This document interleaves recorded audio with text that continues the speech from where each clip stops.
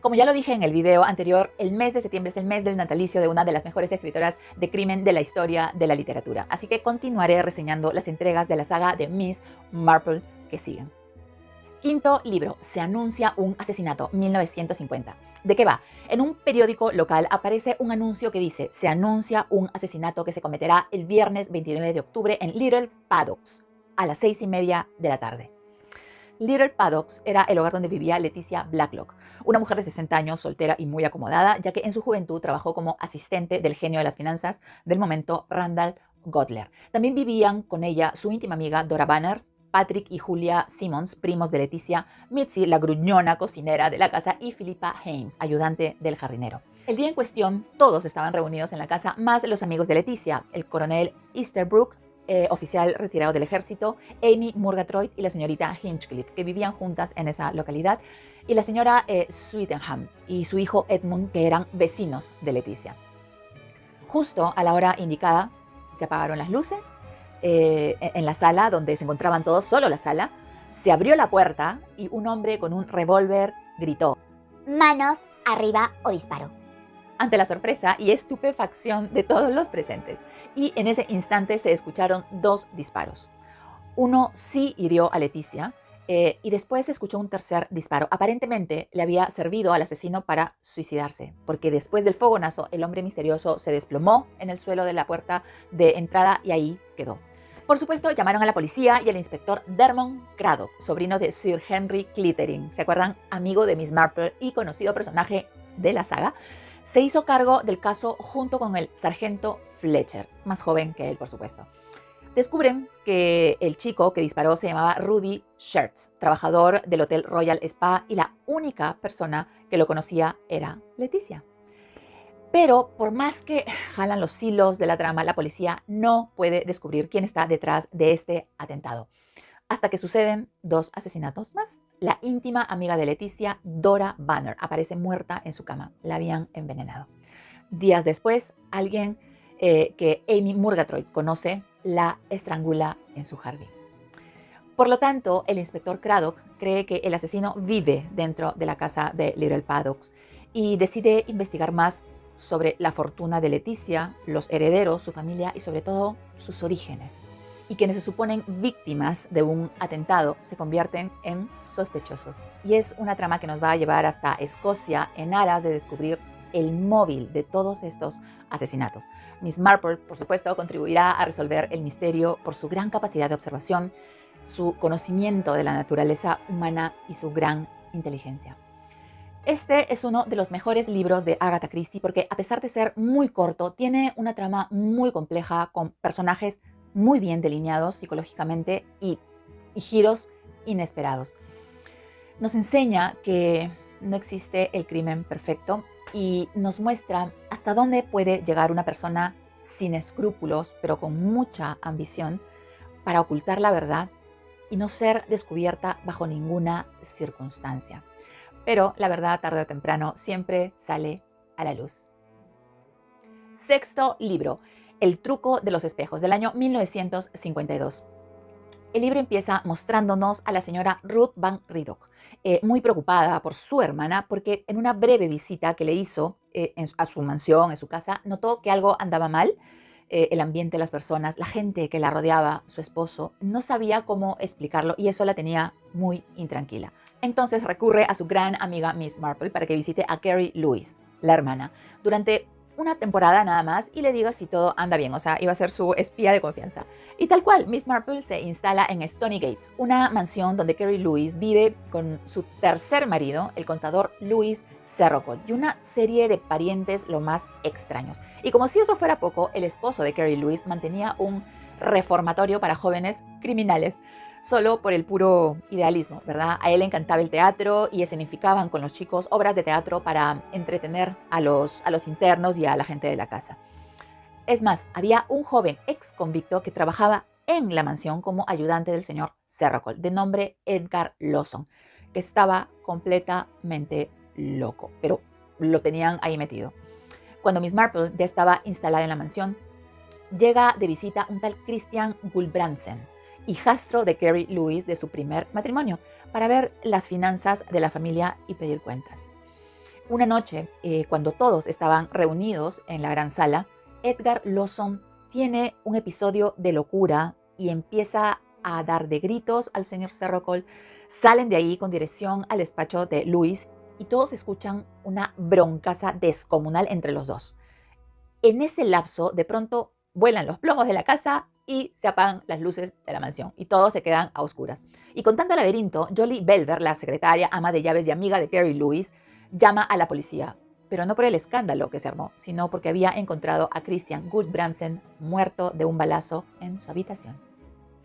Por supuesto, la policía haría acto de presencia con el inspector Curry a la cabeza junto con su ayudante, el oficial Dodgett, y descubrirán que Christian, el señor Occiso, estaba escribiendo una carta a máquina, no existían las computadoras en aquella época, en la cual advertía a Carrie Lewis de que la podrían estar envenenando. Todo raro. Pero ahí no acaba la cosa, se dan 2 muertes más, tremendamente sospechosas. En el teatrillo instalado para las representaciones de los internos, encontraron los cuerpos de Ernie Gregg, interno del reformatorio. Era un chico, un delincuente juvenil especialista en falsificaciones de documentos. Y Alexis Restarik. ¿Quién era este pata? Hijastro de Carrie Lewis de su segundo matrimonio. Ambos tenían las cabezas destrozadas porque misteriosamente les cayó una especie de viga justo cuando se encontraban ahí, al parecer ultimando detalles para una obra. De manera que todo se complica cada vez más para la policía, pero la señorita Jane Marple está ahí para solucionarlo.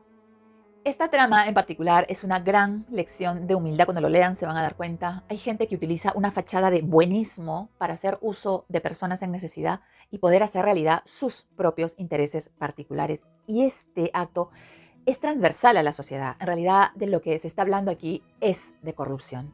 Y esa es la reflexión que nos deja. Además, a veces nunca terminamos de conocer a las personas, ¿verdad? Y a veces solemos dormir con el enemigo. Séptimo libro, Un puñado de centeno, 1953. ¿Por qué este nombre tan raro? Porque fue lo que encontraron en el bolsillo de la primera víctima de este cuento. Un hombre de negocios de nombre Rex Fortescue. Aparentemente, la infusión que le sirvió su eficiente secretaria estaba envenenada. Pero al llegar la policía y hacer las pesquisas del caso, descubrirán que era más complicado que eso. Y la investigación a cargo del inspector Neal sacará a la luz el verdadero origen de la fortuna de la familia Fortescue, su pasado no tan limpio y sobre todo las rencillas entre los hermanos Fortescue, Percy y Lance. Todo apuntaba a que la asesina era la esposa, Adela Fortescue, una mujer muy atractiva y muchísimo más joven que su marido, una casa fortuna, vamos. Y sobre todo porque la investigación develó que tenía un amante. Ya estaban por cerrar el caso porque estaba clarísimo, hasta que un buen día Adela es encontrada muerta, envenenada con cianuro. Y a las pocas horas Gladys Martin, una criada un poco tonta y torpe, es encontrada estrangulada en el jardín.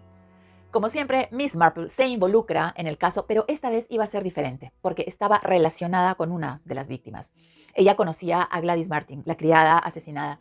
Esta chica no tenía nadie. La abandonaron desde muy pequeña y se había criado en un orfanato. Y Miss Marple le había enseñado muchas cosas sobre protocolo y el mantenimiento en una casa importante. Y por eso esta chica consiguió el trabajo en la casa de los Fortescue, sin imaginarse que iba a ser su primer y último trabajo. Por eso la señorita Marple se involucró por un tema de justicia y porque le daba mucha tristeza pensar en esa chica que nunca tuvo nada y que finalmente terminó como terminó. De esta manera, Miss Marple se apersona a la mansión, conoce a Pat, una mujer encantadora que es la esposa de Lance, uno de los hijos del señor Occiso, Rex Fortescue, y que había sido desheredado por su padre debido a un tema de falsificación de documentos que nunca llegó a aclararse del todo. Lance siempre lo negó y le echaba la culpa a su hermano Percy, arguyendo que como lo quería fuera de la firma de su padre, le tendió esa trampa. Y desde ahí el odio entre hermanos era bestial. Después de todo ese laberinto, la conclusión a la que llega la policía es que el asesino está dentro de la casa. Pero quién y cómo probarlo, ese era el problema a resolver. En esta narración, el eje de todo el relato será la venganza. La sombra de un hombre poderoso 1000 delitos cubre, dice el refrán, ¿verdad? Es decir, que detrás de una gran fortuna hay un crimen escondido y este es el caso. El afán de hacer justicia también estará presente. Aquí toca de manera especial, como ya lo dije, a Miss Marple, a diferencia de los otros casos, porque se trata de una persona totalmente inocente que con viles engaños y falsas promesas sirvió a los propósitos de un asesino. Octavo libro, El tren de las 4:50, del año 1957. ¿De qué va? La señora McGillicuddy, íntima amiga de Miss Marple, decide viajar de Londres a San Mermit en el tren de las 4:50. Cuando el tren ya está en movimiento, se da cuenta que hay otro tren que circula paralelo al suyo. Y en uno de los vagones presencia el asesinato de una mujer. Un hombre de pie estrangulando a una mujer que está sentada con el rostro contra el vidrio. Inmediatamente denuncia el hecho a las autoridades del tren, pero nadie le da crédito a su historia. Y cuando llega a casa de Miss Marple, acuerdan ir a la policía y dar parte de lo sucedido. Pero el comisario de turno les dice que ya les habían avisado de lo que pasó, pero nunca encontraron ni el más mínimo indicio de violencia, ni lo más importante, el cuerpo. Pero Miss Marple no se daría por vencida. Consigue un mapa donde estaba el trayecto de los trenes y por la narración de Elspeth McGillicuddy, su amiga, ubicó la supuesta escena del crimen. Y se dio cuenta que se trataba de un tema muy complicado, porque nadie tiene tanto poder como para desaparecer un cuerpo con tanta facilidad y engañar a todo el mundo. Era muy probable que involucrara gente de altísimo perfil. Y decide acudir a una mujer joven, muy inteligente, matemática, y que trabajaba por contrato solo de unos meses como ama de llaves para las mejores familias de la localidad. Y Miss Marple le da su misión: encontrar un cadáver, porque el asesinato sucedió y el cadáver existía. La teoría de Miss Marple era que lo habían arrojado fuera del tren y había sido escondido en algún lugar. Revisan las coordenadas en el mapa y se ponen de acuerdo en que el lugar perfecto para esconder un cuerpo es una mansión en Rutherford Hall, hogar de una familia muy importante y de mucho abolengo de la localidad de nombre Krakenthorpe. Entonces, Lucy se da maña para hacerles una propuesta de trabajo que no pueden rechazar y es contratada en la mansión prácticamente en el acto. Y es ahí donde empieza la trama y donde aparecen, digamos, una serie de personajes muy complejos con una evolución muy interesante hasta el final del relato.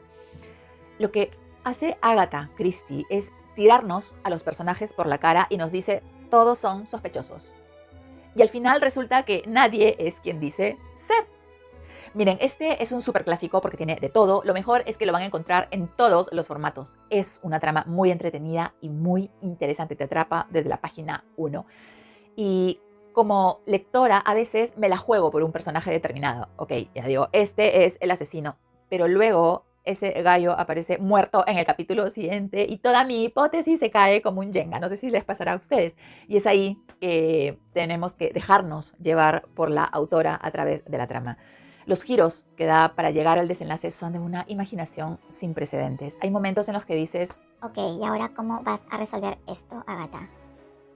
pero es Agatha Christie y se saca un giro tras otro de la manga como si nada y logra resolver la trama de una manera formidable. Y eso ha sido todo por hoy. Lean estos libros porque la van a pasar súper bien y son relatos cortos. No es necesario que un libro tenga 1000 páginas para que sea bueno. Así que nada, léanlos, disfrútenlos y hasta una nueva reseña.